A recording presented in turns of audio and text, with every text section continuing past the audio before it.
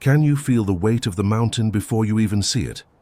Is the darkness of the Appalachian night a void, or is it a physical substance pressing against your lungs? Why do we celebrate the gears of progress while ignoring the grit that lubricates them? Have you ever wondered if the light of the modern world was actually born in a place where the sun never shines? What if the Industrial Revolution wasn't a leap forward, but a slow, rhythmic crawl into the bowels of the earth?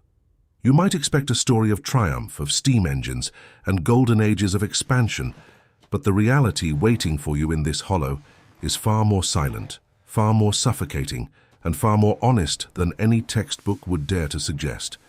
By the time the soot settles today, you will possess an understanding of existence that transcends the superficial curiosity of history. You will understand what it means to be fuel for a machine that never sleeps.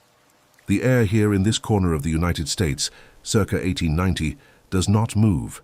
It lingers, heavy with the scent of damp earth, stale sweat, and the metallic tang of unrefined coal. You wake up long before the first hint of grey touches the jagged horizon of the ridges. The bed beneath you is a thin pallet of straw and rough burlap, and as you sit up, the cold floorboards of the company-owned shack bite into your skin. There is no insulation here, only the thin membrane of wood between your life and the unforgiving wilderness of the mountain. You hear it before you see anything. The low, rhythmic thrum of the tipple, the distant hiss of escaping steam, and the crunch of boots on frost-covered slag. This is the symphony of the coal patch, a sound that defines the boundaries of your world. You dress in layers of coarse wool and denim that never truly feel clean, the fabric permanently stained with a fine black dust that has become a second skin. Your hands are mapped with small blue scars, the coal tattoos, where dust settled into open cuts and healed there forever. Outside, the atmosphere is a thick soup of fog and chimney smoke. The light from the kerosene lamps in neighboring shacks flickers like dying stars through the mist.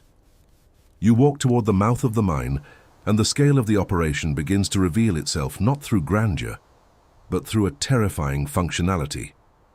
Everything you see, from the timber stacks to the iron tracks, is designed for one purpose: extraction. The mountain is not a landscape for you. It is a warehouse of ancient energy that demands a sacrifice of bone and breath. You feel the temperature drop as you approach the drift mouth, a yawning black hole that seems to inhale the very mist around it. The transition is violent. One moment you are under the vast, albeit dark, sky. The next, you are swallowed by a ceiling of solid rock that sits just inches above your head. The silence of the woods is replaced by the claustrophobic echo of dripping water and the groan of shifting earth. The light of your small oil lamp creates a pathetic circle of visibility, barely 3 feet in diameter, leaving the rest of the world to be reconstructed by your other senses. You smell the sulfur and the ancient stagnant air that has been trapped for millions of years. Your heart adjusts its pace to the slow, methodical rhythm of the mine. You are no longer an individual with a name or a past. You are a link in a human chain stretching deep into the darkness. This environment is not hostile in a loud way. It is indifferent, a massive geological weight that treats your presence with the same cold apathy. It treats the fossils embedded in the walls. This journey into the deep is the foundation upon which the skyscrapers of New York and the factories of Chicago are built. Yet here in the damp shadows of the shaft, that glory feels like a fever dream. You are entering a realm where the rules of the surface no longer apply, where the only currency is endurance and the only certainty is the rock. This is the raw edge of the world, where the human spirit is pressed against the carbon remains of a prehistoric forest. As you move deeper, the pressure in your ears changes, and the world above begins to feel like a fleeting memory. Before we descend further into the structural heart of this mountain and uncover the mechanisms that kept this entire society from collapsing under its own weight, you must ensure your connection to these stories is permanent. Check if you are already subscribed to this channel to ensure that you never lose access to the deepest and most immersive chronicles of our human journey, as understanding the past is the only way to not be consumed by the shadows of the future. The path ahead is narrow, and the ceiling is getting lower. You can feel the vibration of the earth moving through the soles of your boots, a reminder that the mountain is alive in its own slow tectonic way. Each step takes you further from the warmth of the sun and closer to the cold reality of the seam. The water at your feet is orange with mineral runoff, staining your boots a ghostly rust color. You look back once, but the entrance is now just a pinprick of light, a fading star in a universe of stone. There is a specific density to this air, a thickness that makes every breath feel like a deliberate act of will. You are not just walking, you are being integrated into the machine. The timber props that hold up the roof creak under the weight of thousands of tons of rock, a constant, low-frequency warning that the balance between stability and catastrophe is paper-thin. You see the faces of other men as they pass, ghostly masks of soot where only the whites of their eyes and the pink of their lips remain visible. There is no conversation, only the shared understanding of the descent. You are now part of the mountain's digestive system, moving toward the face where the coal waits to be returned from its bed. The transition from the world of light to the world of shadow is complete. You are no longer a spectator, you are an inhabitant of the dark. The journey has only just begun, and the layers of this life are waiting to be peeled back, revealing the complex machinery of survival that defined an entire era. Prepare yourself, for the deeper we go, the more the structures of the past begin to reflect the fragilities of our own time. Stay close to the walls, watch your light, and listen to the mountain. It has much more to tell you. The mountain does not merely contain the coal, it dictates the very geometry of your existence on the surface. When you emerge from the shift, blinking against a sun that feels intrusive and abrasive, the town of Cannleton, or Patch Number 4, reveals itself not as a community, but as a rigid grid of survival. You walk along a path of packed cinders, the black grit crunching under your boots with a sound like grinding teeth. This is the architecture of necessity, a landscape where every board, every nail, and every pane of glass belongs to the same ledger that records your daily tonnage. The houses are uniform, a rhythmic repetition of saltbox shacks perched precariously on stilts against the steep incline of the ridge. They look like wooden insects clinging to the hillside, temporary and fragile against the massive, ancient permanence of the Appalachian stone. You see the gaps between the floorboards, where the winter wind will eventually howl, carrying with it the fine dust of the tipple. There is no paint here, only the silver gray of weathered pine and the pervasive staining of carbon. To your left, the company store stands as the centerpiece of this structural cage, a brick monolith that is both a cathedral of commerce and a fortress of debt. You enter, and the smell changes from the sulfur of the mine to the scent of brine, smoked ham, and dry calico. This is where the abstraction of your labor becomes the reality of your hunger. You do not carry a wallet, you carry a handful of scrip, metal or paper tokens stamped with the company logo. These are the only coins that have value in this hollow. A closed-loop economy designed to ensure that the wealth extracted from the earth never actually leaves the valley. You watch a woman, her hands calloused and stained, counting out tokens for a bag of flour and a tin of lard. The prices are fixed, hovering just high enough to ensure that by the end of the month, the balance in the ledger is zero. This is the structural genius of the system. It provides everything you need to survive just long enough to return to the sea tomorrow. The domestic sphere is a study in precariousness. Your home is a three-room shell, where the walls are often papered with old newspapers to block the drafts. You read the headlines of 1890 upside down near the ceiling, while you eat a meal of beans and fatback. The warmth comes from a small cast-iron stove that burns the very coal you spent 12 hours hacking from the face of the earth. It is a strange, claustrophobic irony. You are kept warm by the byproduct of your own exhaustion. The water you drink comes from a communal pump, often tasting of iron and the metallic tang of the runoff. There is a specific rhythm to this domesticity, a desperate cleanliness maintained by the women of the patch who fight an endless, losing war against the soot.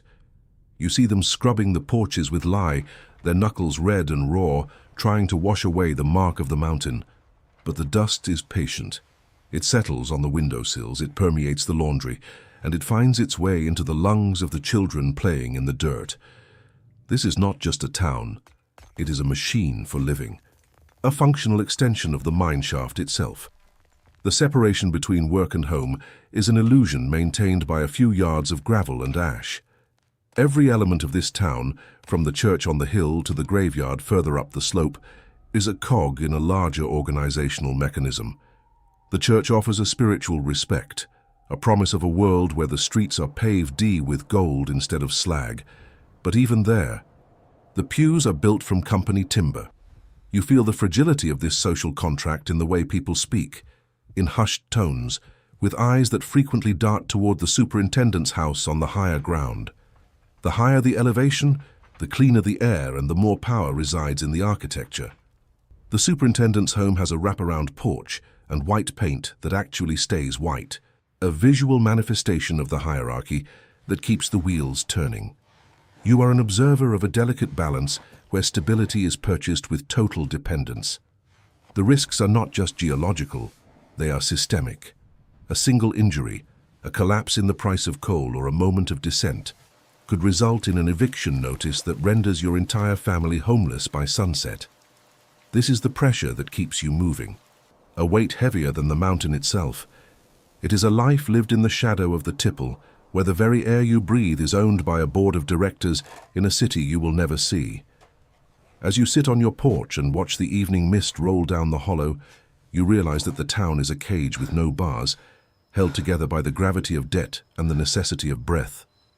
Before we move deeper into the physical mechanics of the mine itself, where the true cost of this energy is measured in blood and bone, we must acknowledge the silent weight of this struggle.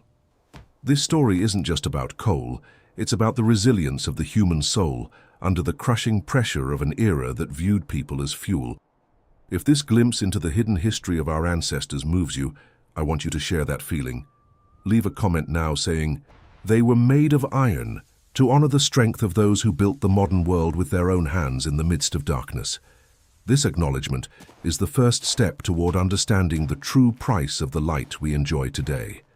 The night is falling now, and the coal lamps are being lit in the shacks across the ridge. Each flicker of light is a testament to a life lived on the edge of the abyss. The architecture of necessity is closing in for the night, preparing you for the descent that awaits at dawn. You can feel the mountain waiting for you, its silent, dark mass looming over the town like a creditor waiting to collect. The structure of your day is fixed, the path is worn, and the coal is still there, deep in the dark, waiting to be claimed. Tomorrow the cycle repeats, and the grit will return to your skin, reminding you of the bargain you have made with the earth. The fragility of your home makes the strength of the mountain seem even more absolute, a contrast that defines every hour of your existence in this industrial hollow. You prepare for rest, knowing that the morning whistle is an inevitability, a sound that signals the return to the cold, hard logic of the seam. The transition from the surface to the coal face is a slow evaporation of color and a crushing increase in atmospheric density. You are no longer an observer of the landscape. You are a vertical intruder within a geological layer that has remained undisturbed for 300 million years. As you crawl into the low seam, the roof of the mountain sits just 36 inches above the floor, forcing your body into a perpetual, agonizing crouch that will eventually reshape your spine into a permanent question mark. This is the physical reality of the working face, a space where the air is a stagnant soup of methane, carbon dioxide, and the omnipresent black damp. The engineering of the era is a primitive dialogue between human muscle and massive geological pressure. You see the white oak props, thick trunks of trees, sacrificed to hold back the weight of 1,000,000 tons of sandstone, groaning under the literal burden of the world. They do not just stand there, they speak. You listen to the mountain talk, the sharp pistol-shot cracks of splitting wood, and the low vibrational hum of shifting strata. If the props go silent, the danger is peak. If they scream, the collapse is imminent. Your tools are extensions of your own exhaustion. A heavy iron pick, a hand-cranked drill, and a shovel that feels like it weighs 40 pounds by noon. You swing the pick in a rhythmic arc, the steel biting into the glittering black wall with a dull thud that vibrates through your elbows and into your teeth. With every strike, a cloud of fine, microscopic carbon shards is released into the air. This is the biological toll of the seam, a silent invasion of your internal geography. As you breathe, these jagged particles bypass the defenses of your nose and throat, settling deep into the delicate alveoli of your lungs. Your body attempts to fight back, surrounding the invaders with scar tissue. But the mountain is more persistent than your immune system. You feel the shortness of breath, not as a sudden event, but as a gradual tightening of a phantom corset around you, or ribs. The dust coats your tongue with a bitter metallic film, and when you spit, the discharge is as black as the coal you are mining. This is the physical transformation of the man into the mineral. The engineering that allows you to be here, the ventilation fans at the surface and the wooden trapdoors managed by trapper boys, barely 10 years old, is a fragile system of redirected currents. You feel a slight tug of moving air against your sweat-slicked skin, a ghostly reminder that a mechanical heart is beating somewhere far above. If that pulse fails, the silence that follows is the sound of a death sentence. The light from your lamp is a weak yellow flicker that barely penetrates the suspended dust, creating an optical illusion where the walls seem to be closing in even when they are stationary. There is no horizon here, only the immediate 3 feet of rock in front of your face. You work in a world of tactile feedback, the texture of the coal, the heat of your own breath reflecting off the low ceiling, and the dampness of the floor where the mountain bleeds mineral-rich water. This is the raw, unpolished engine room of the 19th century, a place where the abstract concept of industrial progress is stripped down to its most violent and basic form, the extraction of ancient sunlight from a tomb of stone. The contrast between your biological frailty and the geological permanence of the sea is absolute. You are a creature of soft tissue and fleeting years, battling a monolith that exists on a temporal scale you cannot even fathom. Every ton you load into the wooden car is a small victory against the mountain. But the mountain always wins in the end by claiming the health of your chest and the strength of your limbs. The very air you rely on for life is the medium of your slow destruction, a paradox that defines the existence of every man in the hollow. The sheer physical effort required to move just one car of coal is a testament to a level of endurance that the modern world has largely forgotten. Your muscles burn with a deep throbbing feeling that transcends mere tiredness. It is a structural fatigue, a weariness that settles into the marrow of your bones. Yet the rhythm must continue. The tipple above is hungry and the cars must be filled. You find a strange, grim meditation in the work, a synchronization of breath and strike that allows you to disappear into the task. It is in this dark, pressurized solitude that you realize the true weight of the seam isn't just the rock above your head, but the immense human cost required to fuel a civilization that will never know your name. Before we proceed to examine the fragile equilibrium between this backbreaking labor and the systemic forces that govern your life, take a moment to acknowledge the sheer gravity of this struggle. If you feel the weight of this story, and the importance of rescuing these voices forgotten by the dust of time, leave your like right now.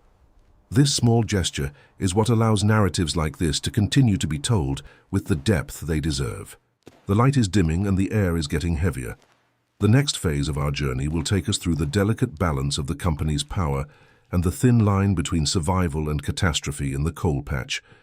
You wipe the sweat from your brow with a hand that is no longer skin-colored, but a mottled grey-black, and you prepare for the next hour of the shift. The mountain is deep, the coal is thick, and the day is far from over. You hear the distant rattle of the mule-drawn cars, a mechanical pulse in the darkness, reminding you that you are part of a larger, invisible machine. The floor is slick, the ceiling is low, and your lungs are heavy, but the pick must swing again. This is the heartbeat of the Industrial Revolution, measured in the strikes of iron against stone in a place where the sun is only a legend. You are the architect of the darkness, building a future you will never see, one shovel at most at a time. The weight of the seam is your constant companion, a heavy, silent witness to the price of progress. Stay low, breathe shallow, and keep your light burning, for the mountain has many more layers to reveal before the whistle blows for the end of the shift. The vibration of the mountain is a constant, low-frequency hum that settles into your marrow, a reminder that you are a guest in a cathedral of carbon that could collapse with a single misplaced sigh of the earth. You stand at the center of a profound contradiction, a human pivot point between the staggering abundance you produce and the calculated scarcity you inhabit. Every swing of your pickaxe releases enough energy to power a locomotive for miles, to light a city block in Philadelphia, or to smelt the iron for 100 new skyscrapers rising like metallic weeds in the east. Yet as you wipe the black sludge from your eyes, the only abundance you truly possess is the dust in your lungs and the ache in your joints. This is the fragile equilibrium of the American coal patch in the 1890s, a structural masterpiece of inequality where the more value you extract from the darkness, the more transparent your own existence becomes. You look at the coal cars rattling past, overflowing with the black diamond of the Appalachians, and you realize that these stones are more valuable to the company than the hands that dug them. A mule killed in a localized roof fall is a capital loss, a line item on a balance sheet that requires a replacement cost. A man lost in the same dark pocket is merely a vacancy to be filled by the next immigrant arriving on a soot-stained train. The stability of your life is an illusion maintained by the constant tension of the seam. You are tethered to this hollow by a web of invisible threads, the scrip in your pocket, the company roof over your head, and the terrifying knowledge that your skill is your only shield against the abyss. The contrast is sharpest in the quiet moments of the afternoon, when the sun hits the tipple at a certain angle, turning the dust into a golden haze that masks the filth of the tracks. You see the sheer volume of output, the mountain being hollowed out and shipped away in a relentless stream of heavy rail cars, and then you look at your own dinner pail, containing perhaps a crust of dry bread and a bit of cold bacon. This is not a failure of the system. It is the system's primary function. The engineering of the town and the mine is designed to keep you in a state of perpetual functional hunger. Enough calories to return to the face of the coal tomorrow, but never enough resources to buy your way out of the valley. The equilibrium is also a psychological one, a constant navigation between the comfort of routine and the proximity of catastrophe.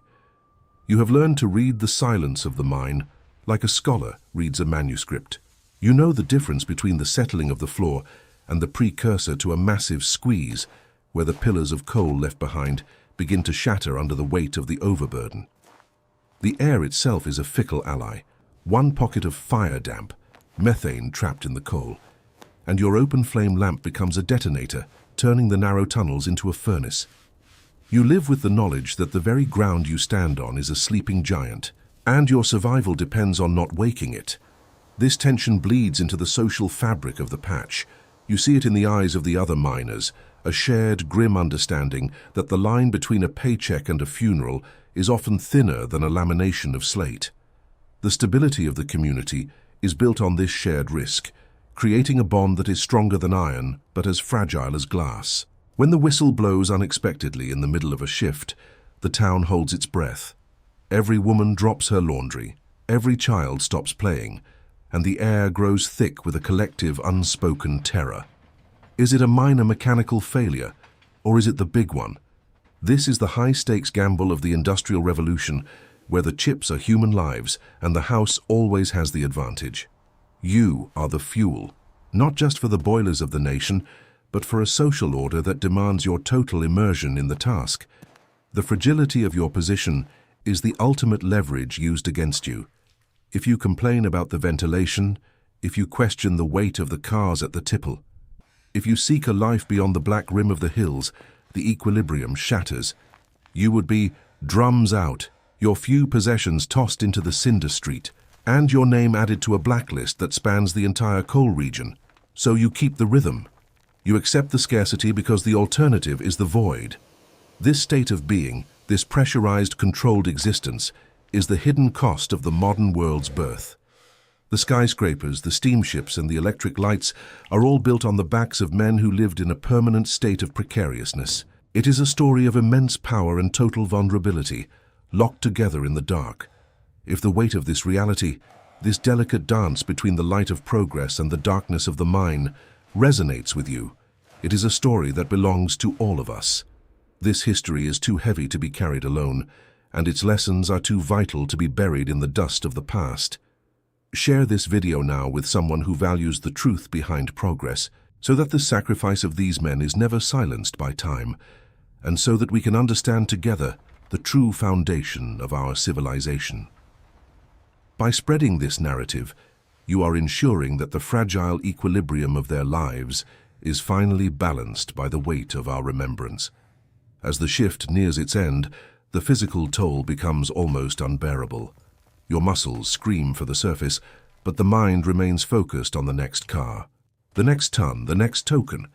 The mountain feels heavy in the evening, as if the darkness itself has gained mass. You move through the tunnels like a ghost, a shadow among shadows, counting the minutes until you can breathe the thin, cold air of the ridges once more.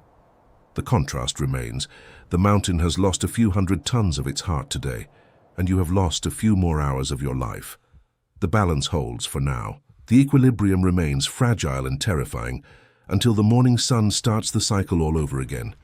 You are the architect of a world you will never inhabit, a silent provider for a future that will largely forget the grit beneath your fingernails. Hold your lamp steady, for the path back to the surface is as treacherous as the descent, and the mountain is not finished with you yet. The whistle finally screams across the hollow, a sharp, metallic, jagged sound that severs the connection between your body and the coalface. As you emerge from the drift mouth, the transition is no longer a sensory shock, but a spiritual release. The evening air of the Appalachian Ridge hits your skin like a cold cloth, yet the blackness does not wash away. You look at your hands, mapped with the indigo scars of the mountain, and you realize that you are no longer just a man who works in the mine. You have become a part of the carbon cycle itself. This is the moment of elevation, where the physical grit of your day dissolves into a deeper philosophical synthesis of what this era truly represents. We often speak of the Industrial Revolution in terms of gears, steam, and soaring production statistics. But the true legacy of this age is written in the silence of the coal patch. You are the living evidence of the cost of progress, a biological sacrifice at the altar of an accelerating world. The coal you extract today will burn in 1,000 furnaces, turning water into the steam that drives the pulse of a nation. But the heat it generates is stolen from your own vitality. There is a profound, almost cosmic weight to this exchange. You have traded the sunlight of your youth for the ancient, trapped sunlight of the Carboniferous period, fueling a future that you are physically building but will likely never inhabit. This is the ultimate irony of the industrial machine. It requires the total immersion of the individual to create a world of unprecedented connectivity and light. As you walk back toward your company shack, the town looks different in the twilight. The uniformity of the houses and the rigid geometry of the streets no longer seem like just a cage. They are the physical manifestation of a social contract that valued the mineral over the man. You see the smoke rising from the chimneys, and you recognize it as the breath of the mountain returning to the sky. The stability of the modern world, with its cities of steel and its webs of electricity, is built upon this foundation of soot and struggle. The contrast between the permanence of the rock and the fragility of your breath has led to a singular truth. Progress is not an abstract force of nature, but a deliberate extraction of human endurance. Every comfort of the coming century, the light that defies the night, the warmth that defies the winter, the speed that defies distance, carries the scent of the sulfur and the sound of the cracking oak props you left behind in the dark. You are the silent architect of the 20th century, an anonymous provider whose labor allowed the world to dream of a life beyond the manual. This realization doesn't diminish your struggle, it elevates it to a level of tragic necessity. The carbon legacy is not just the coal in the bin, but the resilience of the human spirit when pressed against the most unforgiving pressures of the earth. You have hardened the moor, you have navigated the architecture of necessity, you have felt the weight of the seam, and you have survived the fragile equilibrium of the patch. Now, as the stars begin to poke through the veil of smoke over the ridge, you carry the understanding that history is not made by those who write the books, but by those who swing the pick. The world moves forward because you stayed in the dark. This is the deeper understanding promised at the beginning of our journey. The light of civilization is a borrowed flame, and you are the one who paid the interest. The mountain still looms behind you, a dark, hollowed-out giant, but you are the one who transformed its heart into the energy of a new age. This story of coal and bone is the secret history of our collective existence, a reminder that every leap forward leaves a footprint in the dust. If you have traveled this far through the shadows and feel the resonance of this forgotten sacrifice, then the purpose of this narrative has been fulfilled. You are now a guardian of this memory, a witness to the grit that built the world. Make sure you are already subscribed to this channel to continue exploring the deepest layers of our history and ensure that the sacrifice of those who came before us never be forgotten by the mists of indifference. If you've watched this far, it's because you like this case. Leave a comment saying, "I've watched this far," so I can get to know you and know who really likes the stories here on the channel. Your presence and your voice are what keep these chronicles alive, transforming the dust of the past into knowledge for the present. Don't forget to leave a like to strengthen our community of seekers of historical truth and to share this documentary with those who need to understand the real price of the progress we all enjoy today. History does not just belong to the victors, but to all those who, like you on this journey, had the courage to face the darkness to find the light. The cycle of the day closes, the lights in the huts go out one by one, and silence finally returns to the valley. But the mark of the mountain will remain in your soul forever. You are the heir to this lineage of iron and carbon, the observer who now sees beyond the surface of things. Rest now, for as the world turns, powered by the fire you helped light, the truth of your effort remains etched into the very fabric of time. The documentary of his life and era is an eternal testament to human strength against the crushing weight of necessity. Guard this flame, for it is the one thing the mountain can never claim.